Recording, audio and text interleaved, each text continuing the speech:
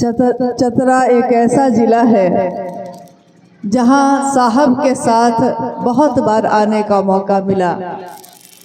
हमारे बड़े गुरु भाई, हमारे वरेण्य गुरु भ्राता और माँ नीला मानंद इस चतरा के ज़िले के बहुत सारे स्थानों पे आ चुके हैं पूर्व में। तो कहते हैं कि जहाँ खुद वो अपने चरण को रखते हैं वहाँ की धरती तो ऐसे भी ऊर्जावान हो जाती है। तो चतरा की इस धरती पे रहने वाले आप सभी गुरु भाई गुरु बहन उसी ऊर्जा से डूबे हुए हैं जो साहब और दीदी ने कभी चाहा है। आज का ये शिव गुरु महोत्सव भी इसी के निमित्त किया गया कि आने वाले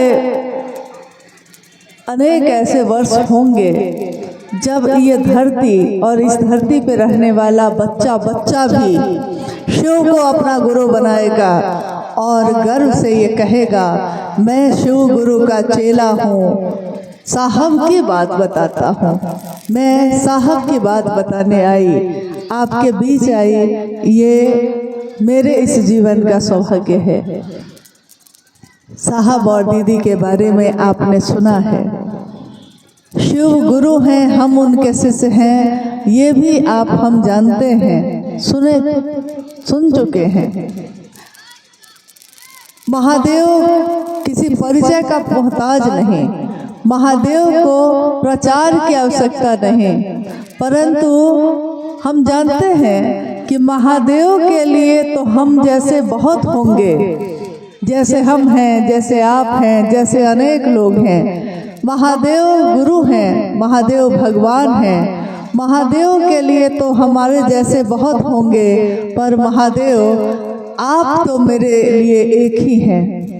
हम आपके लिए बहुत होंगे लेकिन हम सब के लिए तो आप एक ही हैं। महादेव के अनेक स्वरूप की पूजा अर्चना का अविरल प्रवाह इस धरती पे होता आया है। शिव की शक्तियों से प्रदीप्त है ये धरती, शिव की शक्तियों से जानी जाती है। यहाँ आपके चतरा में ही माँ भद्रकाली का मंदिर अवस्थित है और शिव की शक्ति अघोरा माँ काली को कहा गया। अघोर शिव को, अघोरा माँ काली को, एकमात्र एक सत्ता ऐसी जो जब दुनिया बनी भी नहीं थी, तब जबकि कुछ भी नहीं था, न ये पृथ्वी थी, न ये हवाएं थी, कुछ भी नहीं था, तब भी शिव अपनी समस्त शक्तियों के साथ सुषुप्तावस्था में अवस्थित है। कहीं कोई हलचल नहीं, कहीं कोई तरंग नहीं, और उसी बीच में एक घटना घट रही है, काल पैदा हो रहा है। शिव ने इच्छा की, एको हम बहुत श्याम, मैं एक हूँ, मैं अनेक हो जाऊं। और शिव की इस इच्छा में इतना बल है, इतना बल है कि इस तरह की कितनी दुनिया पैदा होती है, रहती है और उसका संहार हो जाता है, टूट जाती है। महादेव की इच्छा में सारी इच्छाओं का, सारी शक्तियों का जो जहाँ से उद्गम है वही शिव की इच्छा मानी गई है। हमारी आपकी इच्छा में भी बल है। हम भी सोचते हैं कि आज जाएंगे चतरा, आज जाएंगे इटखोरी, आज जाएंगे रांची, हम भी इच्छा करते हैं, परंतु सामने कोई ना कोई ऐसी बात हो जाती है कि अभी जो इच्छा की थी टूट गई। हमारी इच्छा पैदा तो होती है परंतु तुरंत टूटती भी चली जाती है। शिव की इच्छा टूटती नहीं, शिव की इच्छा जो पैदा हो गई, तरंगे जो पैदा हो गई, तो फिर शिव की इच्छा में बल है, तो ये दुनिया बनी। इस दुनिया के रहने वालों ने महादेव के जितने भी स्वरूप का दर्शन किया, महादेव को उसी नाम से पुकारा। शिव ने खुद को, महादेव ने, शिव ने खुद को शिव नहीं कहा, दुनिया ने उनको शिव कहा। उन्होंने नहीं कहा कि मैं महाकाल हूँ, दुनिया ने जाना कि वो महाकाल है। महादेव ने नहीं कहा कि मैं देवों का देव महादेव हूँ। वो कहाँ जाते हैं कहने, वो तो चट्टानों पे बैठे निहंगी दिगंबर, चारों दिशाएं जिसका वस्त्र हो, वो महादेव बैठे हैं अघोर बनकर। दूसरों को संपत्ति और त्रैलोक की शक्ति दे देते हैं, परंतु खुद किसी चीज की कामना नहीं, स्थिर बैठे हैं और कहीं नहीं चाहते कि कोई मुझको जाने भी। लेकिन दुनिया ने जाना तो दुनिया के लोगों ने कहा कि देवी देवता तो बहुत है, लेकिन उन देवी देवताओं का भी कोई देवता अगर है तो महादेव है। गुरु शिष्य परंपरा में भी गुरु और शिष्य की जब परंपरा चली तो आदि गुरु शिव को कहा गया। शिव प्रथम गुरु हैं, प्रथम देव गुरुदेव जगत में और न दूजा कोई। गुरु पूजे सब देव न पूजे। गुरु की पूजा हो गई तो देवता को पूजा के नहीं पूजा, सबकी पूजा हो ही जाती है, उसी में हो जाती है। तो महादेव जब गुरु के रूप में हैं और हम शिष्य बन सकते हैं, तो क्यों नहीं हम महादेव को अपना गुरु बनाए। जो गुरु का काम करता है उसी को गुरु बनाया जाता है, जो गुरु का काम नहीं करता उसको हम गुरु बनाकर क्या करेंगे। माँ दुर्गा युद्ध की देवी हैं। जब जब धरती पे महिष बढ़ा, महिष यानी महिष कहा जाता है भैंसे की जैसी बुद्धि हो जाना, तो जब जब राक्षसी बुद्धि बढ़ी उसके दमन के लिए, उसके मर्दन के लिए माँ दुर्गा का अवतरण हुआ। माँ दुर्गा शिव की शक्ति प्रकट हुई। तो दुर्गा महिष बुद्धि का मर्दन करती हैं, परंतु वो गुरु का काम नहीं करती हैं। माँ काली अघोरा है, लेकिन वो गुरु का काम नहीं करती। गणेश प्रथम पूज्य हैं, परंतु वो गुरु का काम नहीं करते। तो जो गुरु का काम नहीं करता उसको गुरु हम नहीं बना सकते। यहाँ पे इस जिला में कोई कलेक्टर होंगे, कोई जिलाधिकारी होंगे, बहुत पढ़े लिखे होंगे, बड़ी परीक्षा पास करके आए हैं, परंतु गुरु का काम नहीं करते, तो क्या फायदा। साहब हरिनानंद जी ने इतना ही कहा कि महादेव गुरु है, वो गुरु का काम करते हैं। महादेव को गुरु मानकर अगर विश्व का मानव एक विचार भी लेता है, सोचता भी है कि महादेव मेरे गुरु हैं, तो महादेव उसको अपना शिष्य स्वीकार करते हैं। गुरु और शिष्य, महादेव गुरु हैं और हम महादेव के शिष्य, शिव गुरु हैं, हम शिव के शिष्य। ये बात आज से पहले हजारों वर्ष पहले से चली आ रही है, परंतु न जाने क्यों लोगों ने महादेव को गुरु नहीं बनाया। इस कालखंड में जब शिव के शिष्य का जन्म हुआ 31 अक्टूबर सन 1948 को सिवान जिला जो के अमलोरी नामक ग्राम में, जहां उनका जन्म हुआ और आगे का जीवन बढ़ता है। उनके आगे के जीवन में अनेक घटनाएं हैं जो आपने अभी सुनी है। साहब 12 वर्ष के होते हैं, फिर वो शमशान जाने लगते हैं, कब्रिस्तान जाने लगते हैं, कुल कुंडली का योग, कुल कुंडली सब जागृत करने की विधाएं सीखने लगते हैं, परंतु जो वो खोज रहे हैं नहीं मिल रहा। और साहब कहते हैं कि मुझको भी नहीं पता मैं क्या खोजता हूँ। चमत्कार जो वो सोचते हैं होने लगा और धीरे धीरे धीरे धीरे सन 1974 का वर्ष आता है, नवंबर का महीना। आरा के गांगी शमशान में अर्धरात्रि के समय में साहब के मन ने सोचा कि गुरु भगवान होते हैं, वो भगवान गुरु क्यों नहीं है। और साहब ने भगवान शिव को अपना गुरु बना लिया। सन 1974 से फिर समय आगे बढ़ता है। भगवान शिव को अपना गुरु तो बना लिया, परंतु भगवान शिव क्या शरीर में दिखते हैं? भगवान शिव तो शरीर में नहीं दिखते। तो साहब के मन में अब धर्म संकट पैदा होता है कि मैंने आज तक जिसको भी गुरु बनाया वो शरीरधारी गुरु था। कोई बिना शरीर के नहीं था, और आज मैंने बिना शरीर में दिखे शिव को अपना गुरु बना लिया है। क्या पता यहाँ भी सच्चाई है कि नहीं, क्या पता यहाँ भी कोई छल है कि क्या है मामला। लेकिन हुआ ये कि जब उन्होंने शिव को गुरु बना लिया तो पिछले 14 वर्षों में उन्होंने जितने भी काम किए थे सब कामों को छोड़ दिया। स्वाभाविक है कि अब कोई कर्मकांड नहीं कर रहे, अब कोई पूजा नहीं कर रहे, अब कोई मंत्र का जप नहीं कर रहे, तो मन अकबका रहा है, मन व्यथित हो रहा है कि मैं कुछ भी कर नहीं रहा हूँ तो मुझको मिलेगा कैसे। आज तक अध्यात्म ने कहा कि करोगे तब मिलेगा, कृपा शब्द का प्रयोग किया।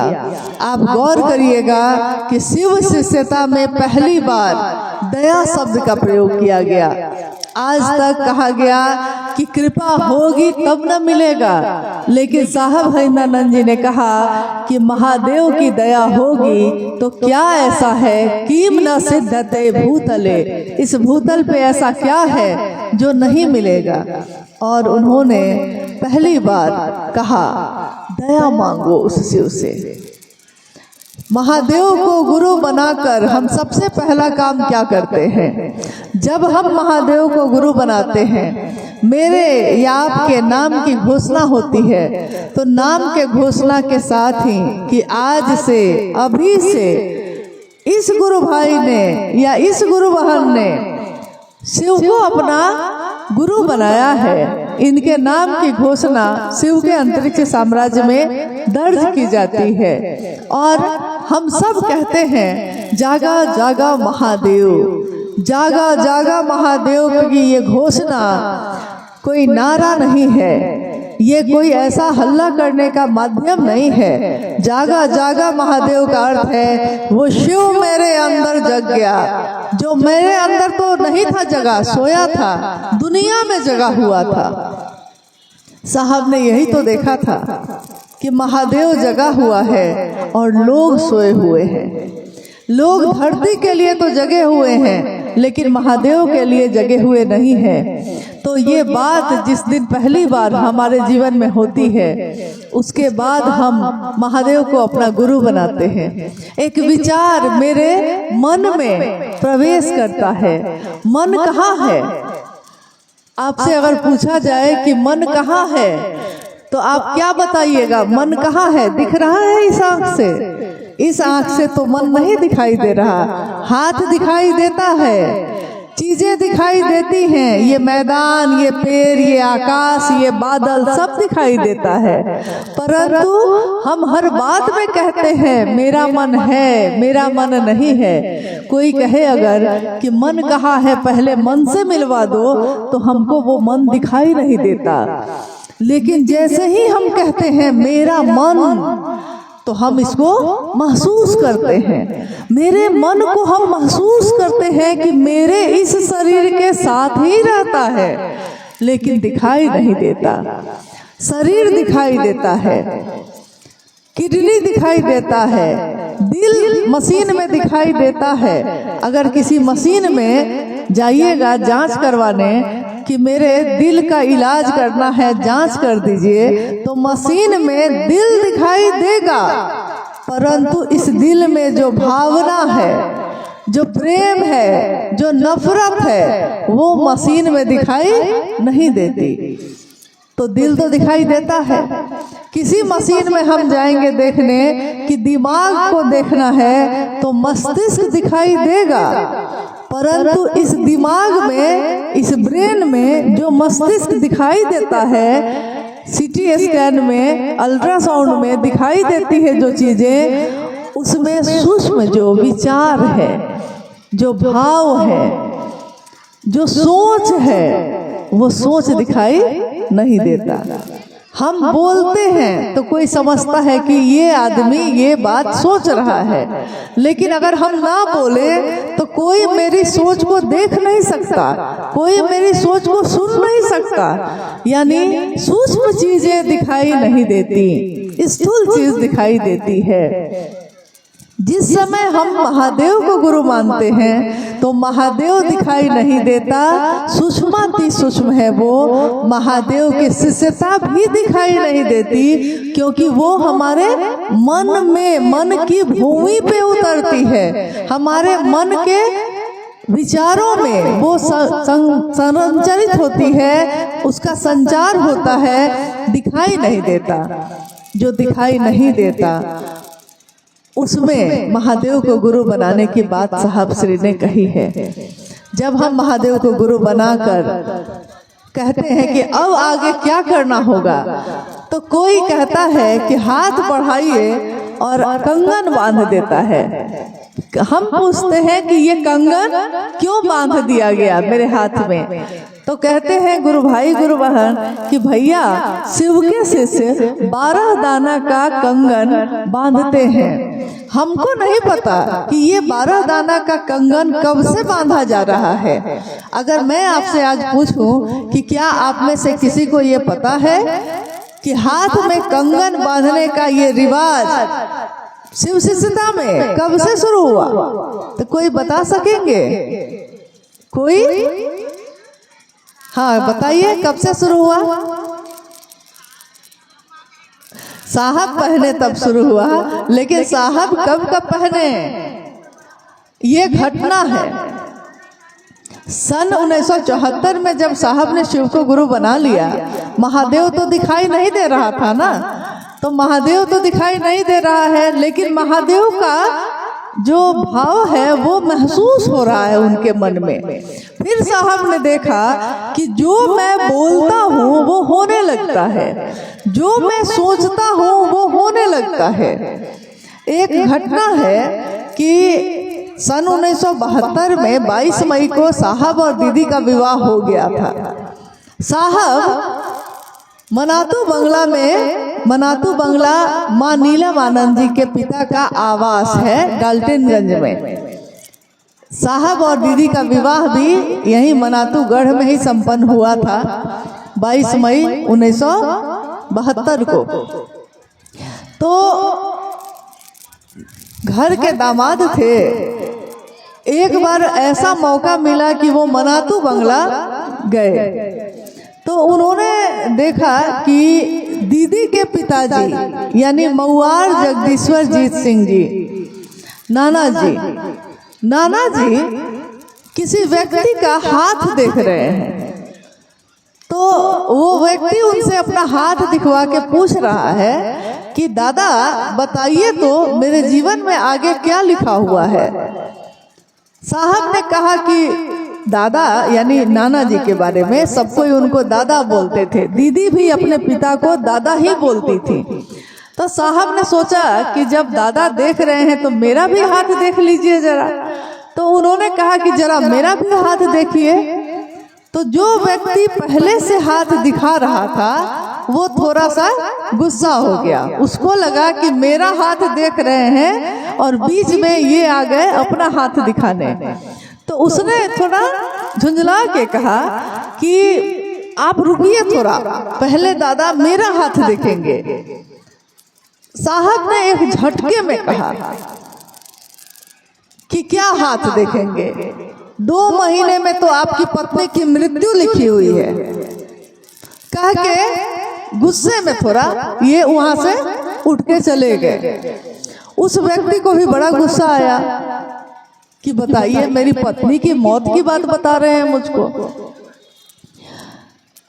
बात आई गई हो गई, मनातू बंगला से वो लौट गए। दादा भी यानी नाना जी भी मनातूगढ़ लौट गए। 3 महीना 3-3.5 महीना के बाद साहब अपने ससुराल मनातू गए। तो उन्होंने देखा कि बाहर खटिया रखा हुआ है, खटिया पे बहुत सारे लोग बैठे हुए हैं, जिसमें वो व्यक्ति भी बैठा है जो उस दिन हाथ दिखा रहा था, लेकिन उसके बाल छिले हुए हैं। साहब को याद भी नहीं रहा कि उन्होंने उस दिन क्या कहा था। तो उन्होंने देखा कि बाल छिले हुए हैं, तो उन्होंने पूछा कि अरे आपके बाल क्यों छिले हुए हैं। तो उस व्यक्ति ने बड़े गुस्से में कहा, आपके कारण। साहब ने कहा कि मेरे कारण कैसे, मैंने क्या किया है? तो उसने कहा कि आपने ही उस दिन कहा था कि मेरी पत्नी की मृत्यु हो जाएगी। मेरी पत्नी की मृत्यु हो गई। साहब ने कहा, मैंने नहीं कहा है, ये तो आपके हाथों की रेखा बता रही थी, मैं क्यों कहूँगा? और बाद में उन्होंने सोचा कि अब मुझको जो दिखाई देता है वो भी मैं अब लोगों को नहीं बताऊंगा, क्योंकि लोग दुखी हो जाते हैं। तो उन्होंने फिर लोगों से ये कहना, ज्योतिष का काम मतलब लोगों को बताना होता है भविष्य, ये बात भी छोड़ दी। बात आगे और बढ़ी। फिर 1974 में उन्होंने शिव को जब गुरु माना है, 75 में नमः शिवाय आया।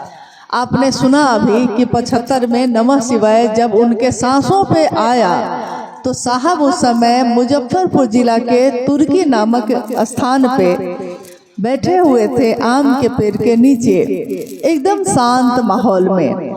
शादी हो चुकी थी। इससे पहले साहब के घर के लोग प्याज लहसुन भी नहीं खाते थे, मतलब बहुत ही सात्विक भोजन उनके घर में बनता था, दादाजी के घर में। और मनातू जाते आते साहब को पान खाने की आदत हो गई थी। तो लोग उनसे पूछते भी कि आपने पान की आदत कब लगा ली? साहब ने कहा कि मैंने नहीं लगाई, मेरे साले साहब ने कहा कि मेहमान एक पान खाइए, और मैं तो एक ही पान खाया था, लेकिन एक पान कब 10 पान में बदल गया पता ही नहीं चला। अब मैंने पान को नहीं पकड़ा है, पान ने मुझको पकड़ लिया है।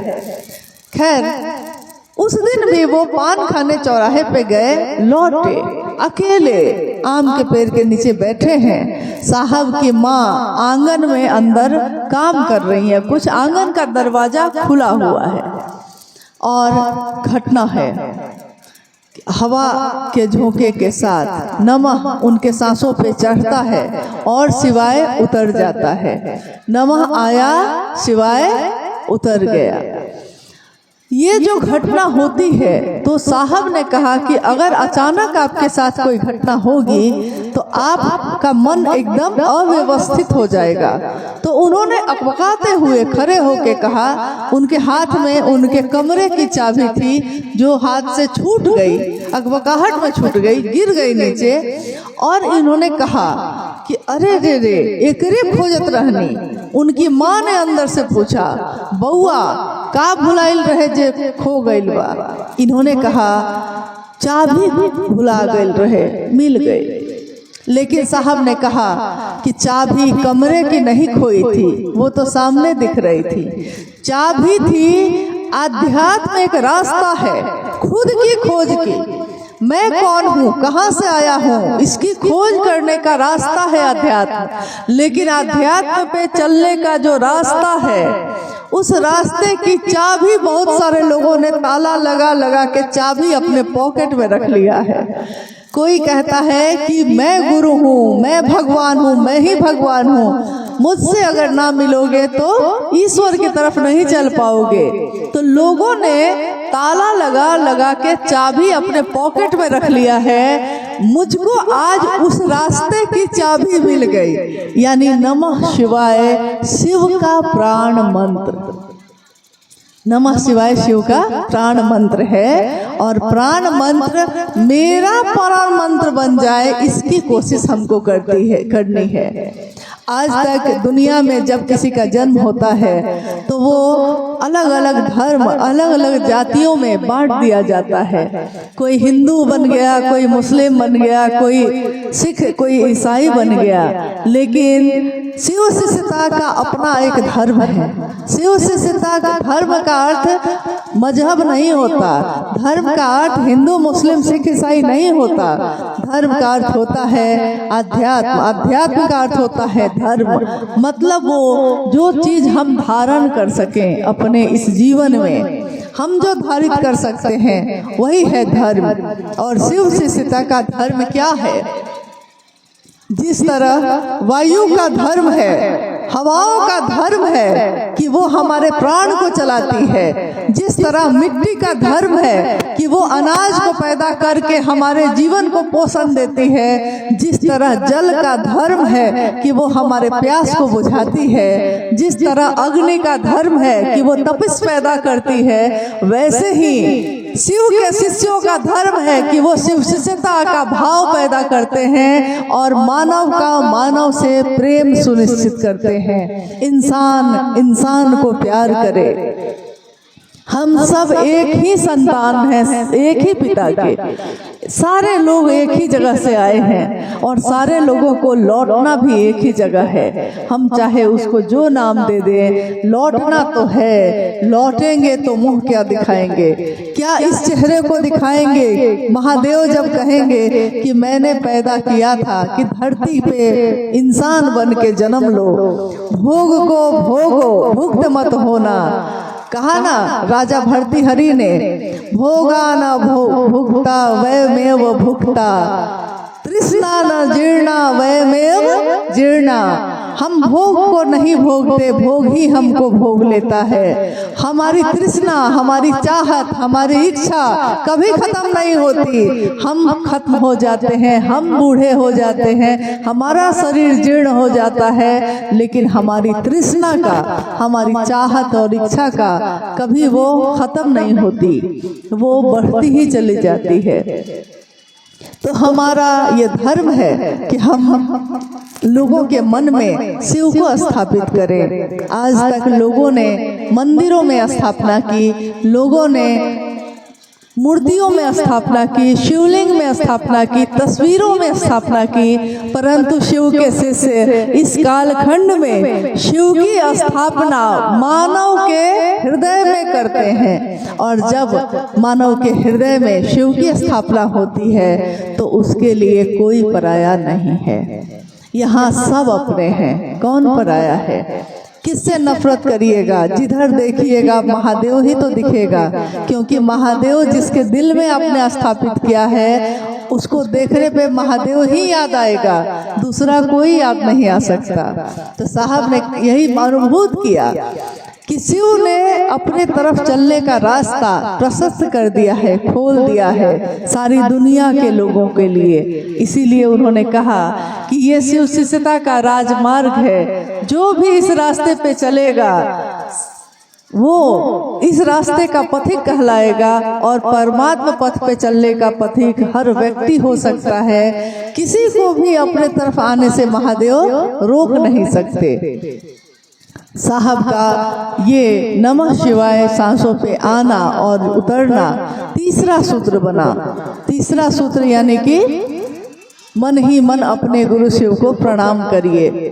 शिव की चर्चा उन्होंने 1980 के दशक से शुरू की थी। 1980 के दशक से जो शिव चर्चा उन्होंने शुरू की, 1981 में जब वो पाटन में थे। पाटन कहाँ है? पलामू है, पलामू का एक प्रखंड है। मनातूगढ़ के बगल में है पाटन। पाटन में उस समय साहब रह रहे थे। तो उन्होंने माँ नीलम आनंद जी से कहा कि नीलम, मैं सोचता हूँ कि एक रुद्राक्ष का दाना मैं धारण करता हूँ। तो पहले उन्होंने बहुत दिनों तक एक दाना रुद्राक्ष का अपने हाथ में धारित किया। 1980 की बात कह रहे हैं। उसके कुछ समय के बाद उन्होंने सोचा, साहब ने सोचा कि शिव अपनी रुद्रात्मिका शक्ति से जाने जाते हैं। तो शिव की रुद्रात्मिका शक्ति 11 मानी जाती है। तो 11 का अंक जो है, इस अंक के आधार पे उन्होंने जो एक दाना पहना था उसको कितना कर लिया? 11 कर लिया। 10 दाना और उसमें जोड़कर 11 दाने का कंगन वो पहनने लगे। एक दिन की घटना है, सन 1981 की घटना है ये। साहब और दीदी अपने ड्राइंग रूम में बैठे हुए हैं पाटन में। अचानक दरवाजे पे दस्तक होती है। माँ नीलम आनंद उठकर दरवाजा खोलती हैं। सामने साधु के वेश में एक व्यक्तित्व खड़ा है। माँ कहती हैं, अभी क्यों आए? अभी तो साहब घर में आए हैं, ऑफिस का समय नहीं है। दीदी को लगा कि कोई ऑफिस के काम से आ गया है, लेकिन साधु ने कहा कि नहीं नहीं, मैं तो अपना हूँ, इसलिए आ गया हूँ, मिलने आ गया हूँ। तो साहब और दीदी खड़े हैं, दरवाजा खुला हुआ है। साहब ने कहा कि जब शिव आते हैं उनकी परछाई नहीं होती, चारों तरफ दुधिया रोशनी है, चारों तरफ रोशनी ही रोशनी है। और इससे पहले तो अंधेरा था बरामदे में। साहब देख रहे हैं। दीदी पूछती हैं कि तो किस लिए आए, मिलने आए? तो उन्होंने कहा कि मैं ये कहने आया कि 11 दाना मत पहनो, हाथ में 12 दाना धारित करने बोलो। 12 दाना का रुद्राक्ष हाथ में धारित करना चाहिए। माँ नीलमानंद जी ने कहा कि अब रुद्राक्ष का दाना तो नहीं है मेरे पास, मैं कहाँ से लाऊंगी अभी। तो उस साधु ने अपने बाएं हाथ में जो रुद्राक्ष पहना था उसमें अपने दाहिने हाथ की तर्जनी डाली और माला टूट गया। उन्होंने जो माला पहनी थी वो टूट गई और उसमें से एक दाना उन्होंने माँ नीलमानंद जी के हाथ में रखा और कहा कि आज से 12 दाना पहनना। बाकी जो दाना था उन्होंने अपनी झोली में रखा और देखते हैं साहब और दीदी कि अब बरामदे में कोई नहीं है, चारों तरफ अंधेरा ही अंधेरा है। उन्होंने, साधु ने यही कहा कि अंदर जाओ, बाहर अंधेरा है। और अंधेरा छा गया, कहीं कोई नहीं है। ये घटना होती है सन 1981 में, आज से 44 साल पहले। 1981 के उस घटना के बाद से साहब ने हाथों में 12 दाने का कंगन पहनना शुरू कर दिया। 1982 में वो पाटन से मधेपुरा आए। मधेपुरा आने के बाद उन्होंने लोगों से कहना शुरू किया कि मेरे गुरु शिव हैं, आप भी शिव को अपना गुरु बना लीजिए। लोगों ने कहा, हाकिम आप कौन सी नई बात कह रहे हैं, ये बात तो हम लोग को पहले से पता है। मैंने अपने बचपन में देखा था कि मेरे नानी के घर जब हम लोग जाते थे और आपके भी घर परिवार में ऐसा होता होगा, तो मैंने देखा था कि जो घर के बुजुर्ग होते थे वो शाम होते ही दिया जलता था और शाम होते ही वो रामायण, महाभारत, शिव पुराण, गीता, कुछ भी, कोई भी किताब लेकर घाट पे बैठ जाते थे और घर के आसपास के लोग जुटकर सुनते थे। तो लेकिन साहब ने कभी शास्त्रों का अध्ययन नहीं किया था उस समय तक। 1982 में जब उन्होंने ये बात कही तो उन लोगों ने कहा कि ये बात तो शास्त्रों में लिखी हुई है, रामचरितमानस में भी लिखा है, महाभारत में भी लिखा है, पुराणों में भी लिखा है, तुम त्रिभुवन गुरु वेद बखाना, तुम त्रिभुवन के गुरु हो, वेद बखान कर रहे हैं। संभवे गुरुवे नमः, शंभु तुम गुरु होने के कारण तुमको प्रणाम करते हैं, संभवे गुरुवे नमः। तो शिव के शिष्य तो कितने आए, पहले भी आए, शिव महापुराण में उनके नामों का जिक्र है। परंतु आप जो ये कह रहे हैं ये तो किताब की बात नहीं लग रही है। साहब ने कहा, मैं नहीं कहता सुनिए सुनाई, मैं कहता आँखन देखी, मेरी आंखों से जो मैंने देखा है वही मैं आपको कहता हूँ, मैं सुनी सुनाई बात नहीं कह रहा। लेकिन अगर आप कहते हैं कि किताबों में लिखा हुआ है ये, तो आश्चर्य की बात है कि इतने दिनों से लोगों ने शिव को अपना गुरु क्यों नहीं बनाया। और पहली बार साहब ने किताबों को अपने घर में मंगवाया, पढ़ा, तब उन्होंने पढ़ा कि ये सारी पंक्तियां उन शास्त्रों में लिखी हुई थी।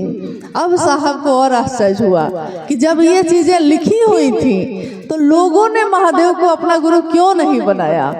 उन्होंने लोगों से कहना शुरू किया, माँ नीलमानंद और साहब ने यही कहा कि मैं और क्या दे सकता हूँ आपको। कोई किसी की मदद करता है तो कोई ठंड का समय है तो कंबल बांट देता है, कोई भूखा है तो भोजन करा देता है, लेकिन कोई ऐसा नहीं है जो शिव का सानिध्य देने की बात करता हो। कोई ये क्यों नहीं कहता कि तुम्हारे हाथों में ये ताकत है, महादेव ने दी है ये ताकत है कि तुम खुद अपने जीवन को चलाने के लिए कमा सकते हो, खा सकते हो, तुम दूसरों को भोजन करा सकते हो। कोई महादेव का साथ नहीं देता। अगर महादेव का साथ मिलता है तो हमारा मन सबल होता है। साहब की पंक्ति को याद करिए, उन्होंने क्या कहा? उन्होंने कहा कि मैं नहीं जानता शिव के बिना इस दुनिया की दशा और दिशा क्या होगी, परंतु यह मैं जानता हूँ कि शिव के साथ मानवता सबल होगी, सुवासित होगी, सक्षम होगी। ये मैं जानता हूँ। इसीलिए उन्होंने सारे लोगों को एक ही संदेश दिया कि शिव का साथ लीजिए। आदमी का साथ लेकर रह जाइएगा तो शायद वो आपको धोखा दे दे, शायद वो अपने पीछे घुमाने लगे, परंतु महादेव का साथ लीजिएगा तो महादेव अपने जैसा बनाते हैं। शिव का दान करते हैं, शिव अपनी शिष्यता के भाव से भर देते हैं। कोई गुरु अपने शिष्य को अपने जैसा ही बनाता है।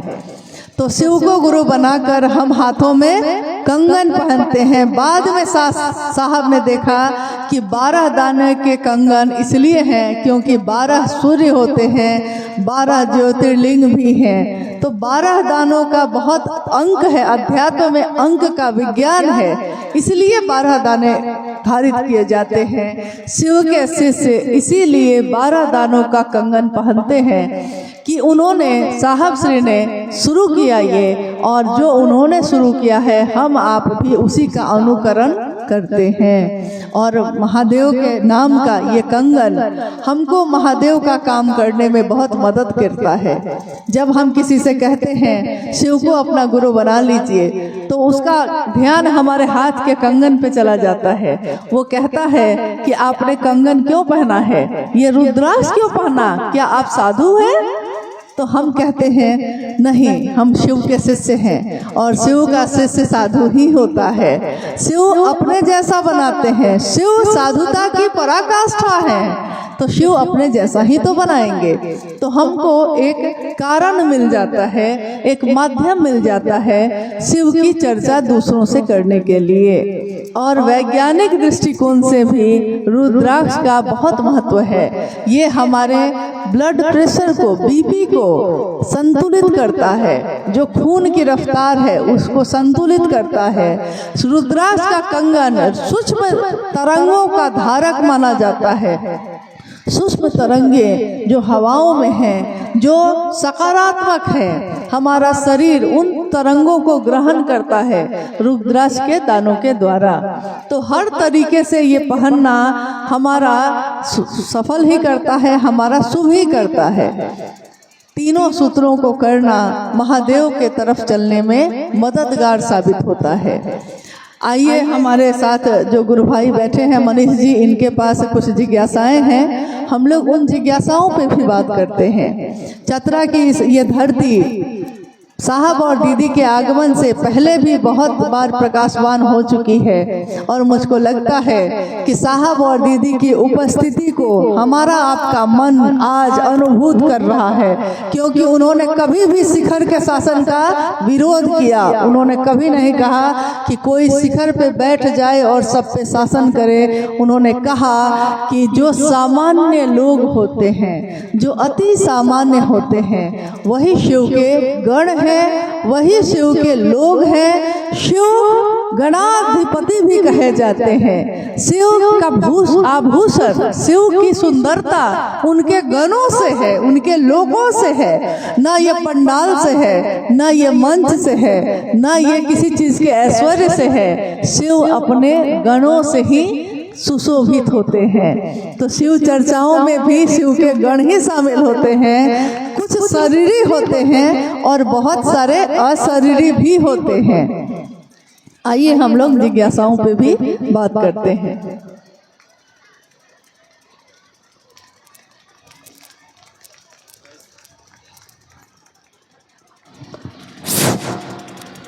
वैसे तो दीदी की मुख से निकली एक एक बातें, जो भी जिज्ञासाएं आई है उन सब का समाधान उनकी बातों से हमारे आर्क के बीच आ गया है। लेकिन फिर भी कुछ जिज्ञासाएं हैं जिनको मैं मंच से रखूंगा और दीदी आपकी जिज्ञासाओं का समाधान करेंगी। सबसे पहली जिज्ञासा है चतरा दिल से यूट्यूब चैनल की ओर से, शिव गुरु बनाने में मांसाहारी भोजन वर्जित क्यों नहीं है? अच्छा YouTube से जिज्ञासा आने लगी, बताइए, आदमी कम है जिज्ञासा करने के लिए। खैर, जिज्ञासा ये है कि शिव की शिष्यता में मांसाहार को छोड़ने पे बात क्यों नहीं की जाती। अभी मैंने आपसे कहा कि जब गुरु शिष्य परंपरा की बात भी हम करते हैं तो शिव गुरुओं के गुरु हैं, शिव सदगुरुओं के गुरु हैं। देवताओं के गुरु माने जाते हैं बृहस्पति, शिव बृहस्पति के भी गुरु हैं, यानी देवताओं के गुरु के भी गुरु कौन है? महादेव हैं। लेकिन अद्भुत बात है कि महादेव राक्षसों के गुरु के भी गुरु हैं। मतलब राक्षसों के गुरु है शुक्राचार्य, शिव उनके भी गुरु हैं। देखिए, महादेव ये नहीं कह सकते कि तुम देवता हो तो तुम मेरे शिष्य बनोगे, तुम राक्षस हो तो मेरे शिष्य नहीं बनोगे, तुम सात्विक भोजन करते हो तो मेरे शिष्य बनोगे, और तुम मांसाहार करते हो तो मेरे गुरु नहीं बनोगे। बाघ भी शिव ही है, बाघ जिसको खाता है वो भी शिव ही है। ये शिव की माया है जिस तरह से वो चलाते हैं। और महादेव गुरु के रूप में ये नहीं कह सकते कि मैं तुम्हारा गुरु बनूंगा और तुम्हारा नहीं बनूंगा, क्योंकि तुम तमस से भरे हो इसलिए मैं तुम्हारा गुरु नहीं बनूंगा, जो रज से भरा होगा उसका मैं बनूंगा, ऐसा गुरु नहीं कह सकते। हर व्यक्ति चाहे वो रो रो नरक का भागी होगा, शायद उसने अपने जीवन में पाप से भी ज्यादा पाप किए होंगे, परंतु वो भी अगर ये कहता है हे शिव आप मेरे गुरु हैं, मैं आपका शिष्य हूँ, तो महागुरु महादेव को उसको अपना शिष्य बनाकर गुरु का भाव देना ही पड़ेगा। गुरु अपने अनुग्रह भाव से, महादेव अपने अनुग्रह भाव से जीव पे दया करते हैं और उसको शिव बनाते हैं।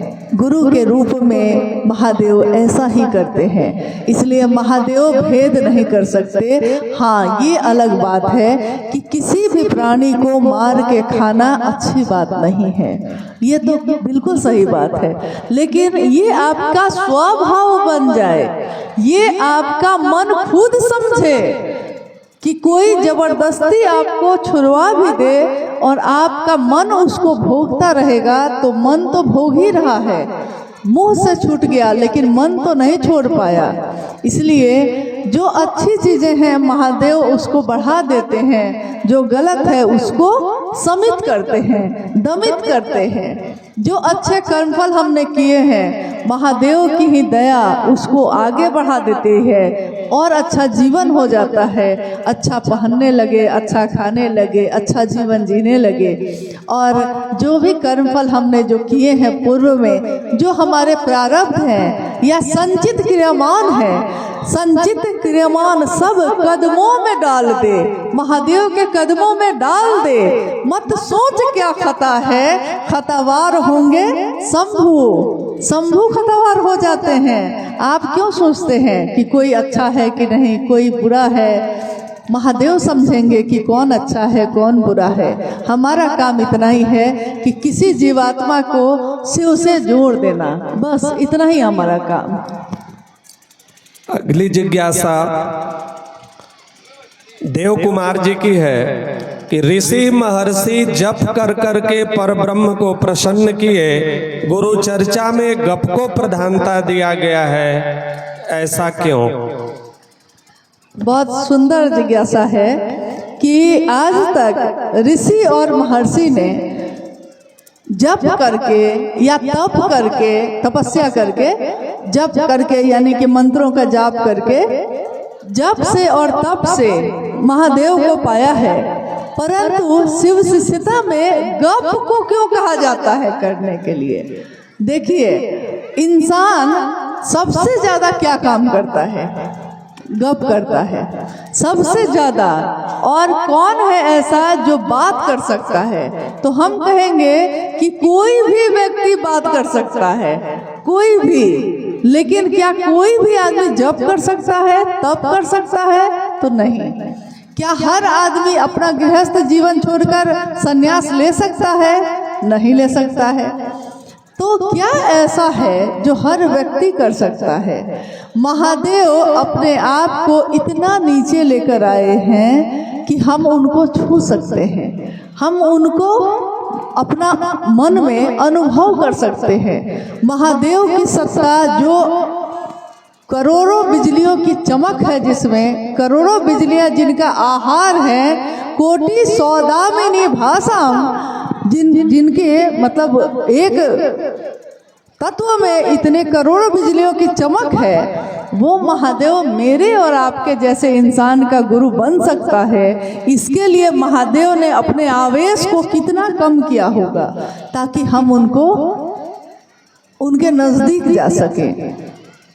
इसीलिए साहब हरिंद्रानंद जी ने हम लोगों को एक विषय दिया, शिव की चर्चा। मैंने अभी शुरू में कहा आपको कि शिव शिष्यता में पहली बार शिव चर्चा का प्रारंभ हुआ। आज तक शिव कथा का था, महाभारत की कथा, भागवत कथा, रामायण कथा, शिव पुराण कथा, ये पहले से होता आया है, ये आज भी होता है। परंतु शिव चर्चा इसने एक ऐसी विधा दी जिसमें कोई भी व्यक्ति अपने गुरु के मंच पे आके अपने गुरु की बात कह सकता है। ऐसा नहीं है कि एक ही व्यक्ति यहाँ आएगा, एक ही व्यक्ति बैठेगा, ये वो मंच नहीं है, महादेव की बात है। और कोई भी व्यक्ति रास्ते पे चलते हुए भी कहीं पे भी खड़े होकर महादेव की बात कर सकता है। हर व्यक्ति दूसरे व्यक्ति को शिव का शिष्य बना सकता है। ये संचरण है ऊर्जा का। जागा जागा महादेव जिस दिन आपने कहा था, ये ऊर्जा का संचरण उसी दिन से शुरू है। आप भले महसूस करिए कि नहीं करिए, आप अनजान आदमी से कहते हैं कि महादेव को गुरु बना लीजिए और वो बना लेता है, ये मामूली बात है, ये साधारण बात है। हमारे अपने हमारी बात को नहीं सुनते, परंतु हम किसी अनजान को रोक लेते हैं, वो रुक जाता है।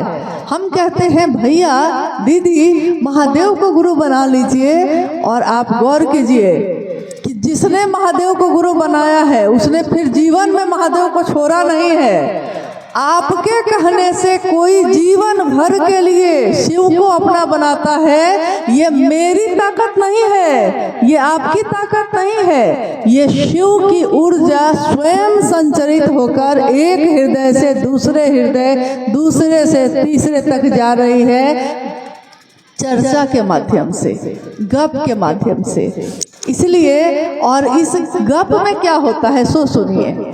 अभी देखिए इतने लोग हैं यहाँ, सब अपने अपने घर से आए होंगे, हम भी अपने घर से आए हैं, सब अपने अपने घर से आए होंगे। आते समय तक हो सकता है मन में बहुत तरह की बात आपके रही होगी, लेकिन जब आप बैठ गए, हम बैठ गए, हमको नहीं याद है, किसी की याद नहीं आ रही, अभी किसी की याद नहीं, किसी का दुख नहीं याद, किसी का सुख नहीं याद, किसी की महल नहीं याद है, किसी की झोपड़ी नहीं याद है, किसने मुझको क्या कहा, किसने मुझसे क्या नहीं कहा, कुछ भी याद नहीं है। इसीलिए शिव चर्चा को यानी गप को ध्यान की अनुपम विधा कहा गया। ध्यान यानी जो महर्षि ऋषियों ने वर्षों जप करके तप करके पाया है, शिव शिष्यों ने गप करके पाया है, महादेव को पाया है गप करके, बात करके, शिव चर्चा करके। गली गली में शिव की चर्चा हो रही है, जे कहियो शास्त्रों पुराणों न पढ़ ले।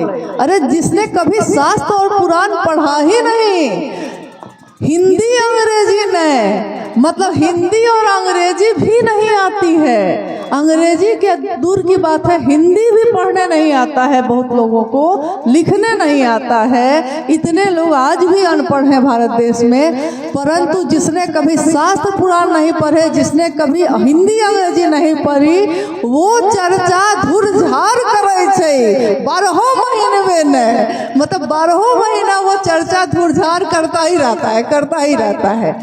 लोग सुनते हैं, खड़े हो जाते हैं, कौन बोल रहा है, तो पता चलता है कि वो जो दीदी है ना, अच्छा वो छोटा सा घर जो है, अरे जो खेत में काम करती है उसको आता है इतना बोलने। बताइए किसने आपको सिखा दिया? शिव चर्चा करना आपके मन से, आपके मुख से बात निकलती ही चली जाती है, खत्म ही नहीं होती। ये कौन है जो आपके अंदर से बोलता है? ये कौन है जो आपके अंदर से बोली हुई बात को सुनकर दूसरों को रुक कर सुनने के लिए विवश करता है? ये कौन है? इसलिए शिव शिष्यता में गप से हमने पाया, ध्यान को भी पाया, ध्यान की अनुपम विधा को भी पाया, स्वस्फूर्त जागरण पहले सूत्र में होता है वो भी पाया, और शिष्यता का भावांतरण हो जाए, शिष्य भाव मेरा स्वभाव बन जाए, इसको भी तीसरा सूत्र करके पाया। महादेव को प्रणाम हमारा मन करता है, मन ही वो साधन है, इसको पाया। इसलिए शिव शिष्यता में साहब ने गप की प्रधानता दी। इस गप में जप भी हो रहा है, तप भी हो रहा है। अब बताइए तप 5 घंटे से आप लोग बैठे हैं, हम लोग भी बैठे हैं, 5 घंटे से बैठे हैं एक ही जगह, उठ नहीं रहे हैं, जा नहीं रहे हैं। तप और क्या होती है, तपस्या और क्या होती है? बैठे हैं सो बैठे हैं, धूप में बैठे हैं, ठंड भी अभी नहीं है, अब होगी थोड़ी देर बाद। धूप में गर्मी है, बहुत ठंडक नहीं है, परंतु तपस्या ही तो है ये।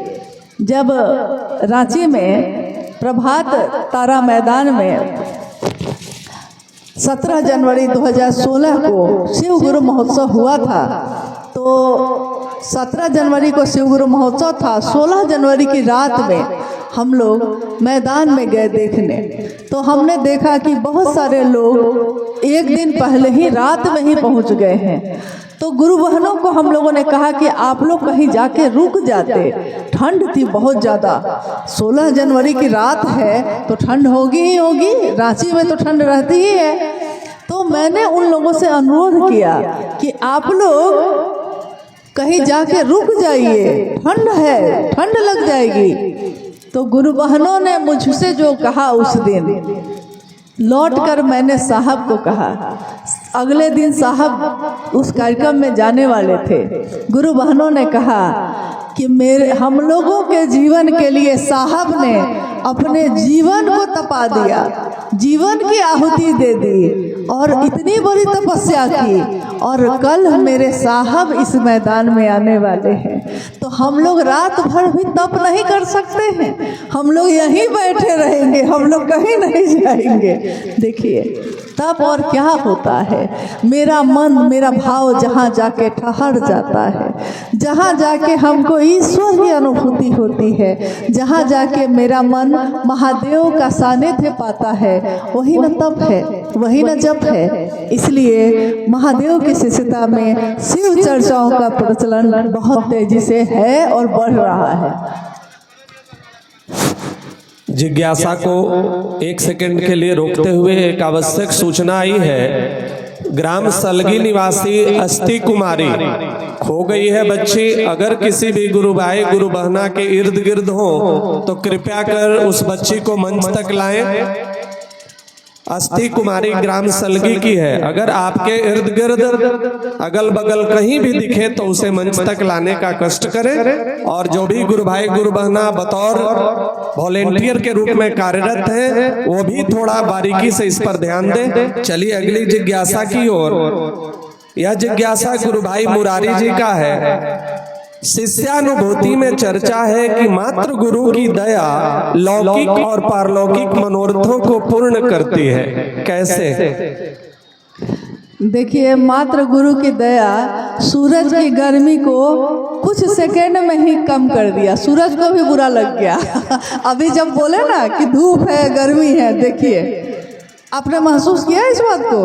अभी तुरंत हुआ है ये।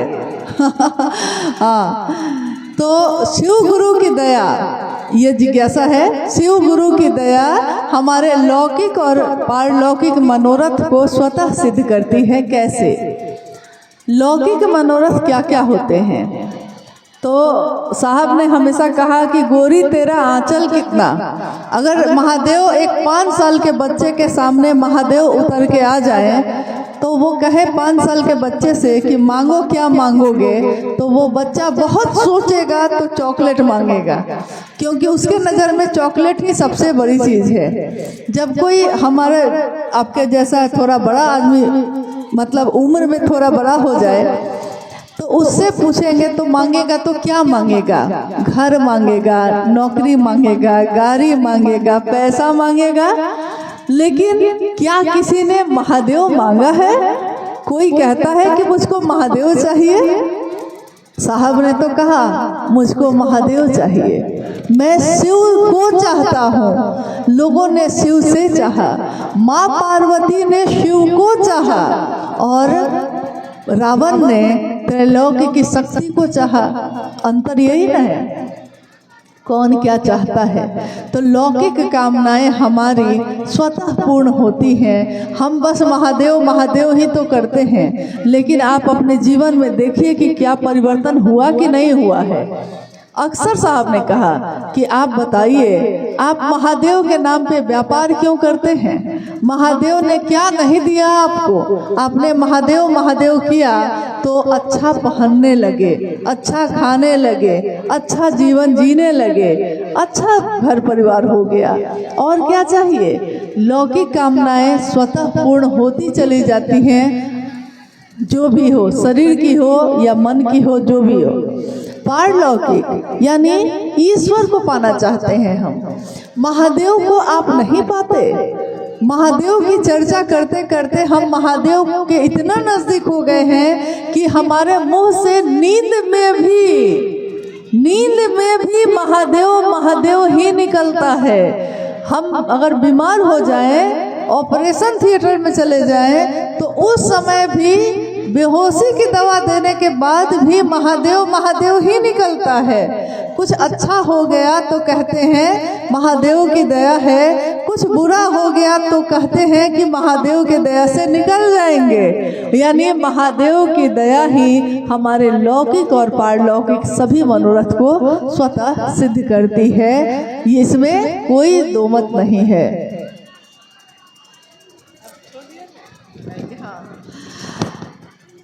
आज का ये शिव गुरु महोत्सव जो यहाँ के चतरा के सभी गुरु भाई गुरु बहनों ने अथक परिश्रम से आयोजित किया, और यहाँ के कार्यकर्ताओं ने भी हमारे आपके सही ढंग से बैठने उठने की व्यवस्था की। महादेव की असीम दया है कि आपके हमारे सबके यहाँ उपस्थित होने से साहब और दीदी की उपस्थिति को, अपने गुरु शिव की उपस्थिति को हमारे हृदय ने महसूस किया है। और हम कहते हैं कि जहाँ भी जाते हैं वही नज़र आते हैं। मुझे तुम मिल गए हमदम, सहारा हो तो ऐसा हो, जहाँ देखूं तुम ही तुम हो, नज़ारा हो तो ऐसा हो। मुझे तुम मिल गए हमदम, मुझे महादेव मिल गए, साहब और दीदी मिल गए, तो हर तरफ वही चीज़ दिखती है, वही नज़ारा दिखता है। आप सब यहाँ आए, आपने बहुत संयमित ढंग से इस कार्यक्रम को सही ढंग से आयोजित करने में अपना योगदान किया। आप सभी के चरणों में मेरा प्रणाम है, आप सबको मेरा प्रणाम है।